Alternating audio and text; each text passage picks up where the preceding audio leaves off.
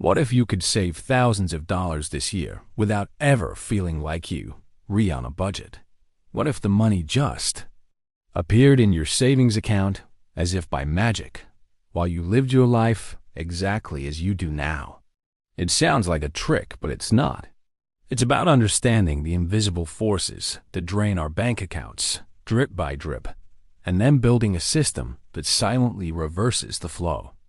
Most of us think saving is about sacrifice, about saying no to the things we want. But the most effective saving doesn't happen because you have ironclad willpower. It happens because you designed a system so clever, you barely notice it's working. This isn't about cutting coupons or foregoing your morning coffee. This is about changing the architecture of your financial life so that saving becomes the default, the path of least resistance. It's about making small, automated choices once, and then reaping the rewards forever. We're going to explore the psychology that makes this so hard, and then reveal the simple, elegant systems that make it effortless. By the end, you'll see your money not as something to be guarded with constant vigilance, but as a current you can gently redirect toward your goals without ever having to fight against it. The real enemy of your savings isn't a surprise car repair or a big vacation. It's something far quieter: decision fatigue. Think of your willpower like a muscle. Every time you have to decide whether to buy something, whether to order takeout, or whether to add that item to your online cart, you're doing a rep. Early in the day, that muscle is fresh. But after a long day at work, after making hundreds of choices, your financial willpower is exhausted. That's when you're most likely to make impulse purchases. Your brain is designed to seek comfort, not calculate compound interest. Relying on sheer discipline to manage dozens of daily microtransactions is like trying to build a house with only a hammer. It's the wrong tool for the job. So, if active decision-making is the problem, the solution is to remove the decisions. The master strategy is automation.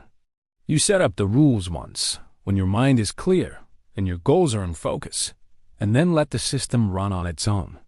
This is like building a financial aqueduct instead of carrying buckets of water every day. The initial setup requires a little effort, but soon, the value flows exactly where you want it to go, without any daily effort. The goal is to make saving as easy as breathing. It just happens. The first and most powerful form of this automation is the principle of paying yourself first, but with a crucial twist. Most people have heard this advice, but they apply it wrong.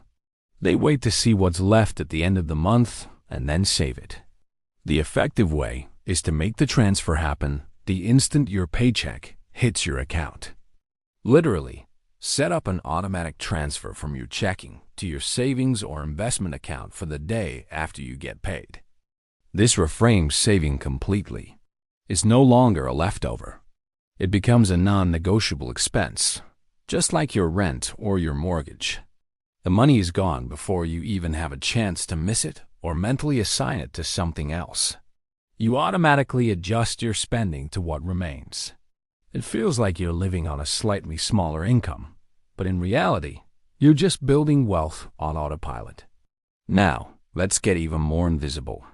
Think about the spare change you used to toss in a jar. We can recreate that digitally, and the effect is staggering. Many banks and apps now offer a feature that rounds up your purchases to the nearest dollar and automatically transfers that difference into a savings account. You buy a coffee for $3.50. 50 cents disappears into your savings. You buy gas for $42.20. 80 cents gets whisked away. Each transaction is a tiny, painless saving event. You will never, ever miss that 30 or 70 cents. It's financial noise. But that noise, collected over hundreds of transactions a month, adds up to a significant sum by the end of the year. It's the ultimate form of saving without feeling it. It turns your daily spending habits, whatever they are, into a tool for saving. You might be thinking, this is great for small amounts, but what about bigger goals? This leads to a somewhat counterintuitive insight about saving. The most successful savers aren't necessarily the most frugal. They are the most intentional. Instead of trying to cut a little bit from everything, which feels like a constant state of deprivation, they identify what they truly value and spend lavishly on that. Then, they become ruthless about eliminating the things they don't care about. The secret is to shift from a mindset of scarcity to one of deliberate allocation. Do you love to travel? Great. Automate a significant portion of your income into a dedicated travel fund. Name the account. Italy, 2025. This creates an emotional connection. Now, when you're refaced with a choice like subscribing to another streaming service I'll barely watch or eating out for the third time this week, it's not a choice between spending and depriving yourself. It is a choice between a mediocre Tuesday night dinner and a perfect bowl of pasta overlooking the Amalfi Coast. The decision becomes easy.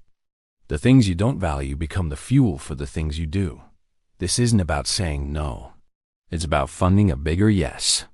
One of the biggest leaks in our financial buckets today is the slow, silent drain of subscriptions. A few dollars here for music, a few there for a news app, another for a meal kit service you use twice. They're like barnacles on the hull of a ship, individually small, but collectively creating a massive amount of drag. The strategy here isn't just a one-time audit. It's about building a system. Once a quarter, schedule 30 minutes to review your credit card and bank statements. Look for every recurring charge. For each one, ask a simple question. Did I get overwhelming value from this in the last 90 days? If the answer isn't a clear and immediate yes, cancel it. No hesitation. If you truly miss it, you can always sign up again. This periodic checkup prevents subscription creep and ensures you're only paying for services that genuinely improve your life. Even with automation, there are still areas where we tend to overspend, like groceries or dining out. These are variable costs that are hard to automate perfectly. For these specific categories, we can borrow a strategy from our grandparents and give it a modern twist: the envelope system. But you don't need to carry around dozens of cash-filled envelopes. Pick just one or two categories where you know you struggle. At the beginning of the month, withdraw the cash you've budgeted for that category. Let's say it's $400 for dining out and entertainment. That cash goes into one envelope. When you go out, you pay with that cash. When the cash is gone, it's gone. There's no swiping a credit card and promising to figure it out later. The physical limit is an incredibly powerful psychological barrier. It forces you to be mindful in a way a debit card never can. It's a targeted manual intervention for your biggest financial weak spots, while the rest of your system runs smoothly on autopilot. So, where does this leave us? We started with the image of a bank account like a leaky bucket, constantly losing money in ways we can't see. By implementing these systems, we haven't just plugged the holes. We've done something much smarter. We've built a network of channels that automatically catches every drop and diverts it into a reservoir for our future. The money was never really disappearing. It was just waiting for a clear destination. The real goal of all this isn't just to accumulate more money.